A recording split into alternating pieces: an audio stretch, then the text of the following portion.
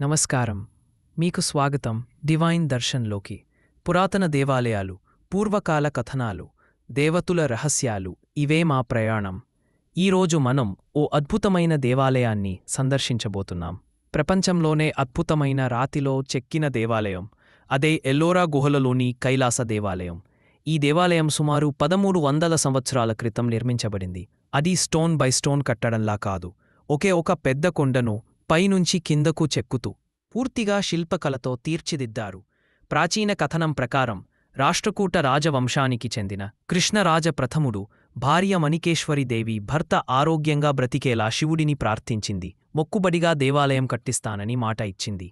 అయితే ప్రధాన శిల్పి రాణికి ఒక వారంలోపు శిఖరాన్ని చూపిస్తానన్నాడు. అప్పుడే మొదలైంది ఈ అద్భుతమైన శిల్పకళ ప్రయోగం. మిగతా దేవాలయాల వలె కింద నుంచి పైకి కట్టలేదు. కైలాస దేవాలయం పైనుంచి కిందకు చెక్కుతూ నిర్మించారు. ప్రతి ఇంచు శిల్పాన్ని చెక్కారు. అందులో 2 లక్షల టన్నుల రాయి తీసి శిల్పాలు చెక్కారు.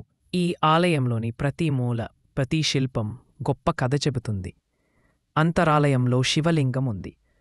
చుట్టూ రామాయణం, మహాభారతం దృశ్యాలను రాతిలో చెక్కారు. ప్రవేశద్వారంలో 2 భారీ రాతి ఏనుగులు ఉంటాయి. అవి శక్తి మరియు భద్రతకు ప్రతీక. ఈ దేవాలయాన్ని ఎలా నిర్మించారో ఇప్పటికీ స్పష్టమైన ఆధారాలు లేవు. ఎలాంటి ప్లాన్లు, రికార్డులు లేవు. ఎలాంటి తవ్వక గుర్తులు కనిపించవు.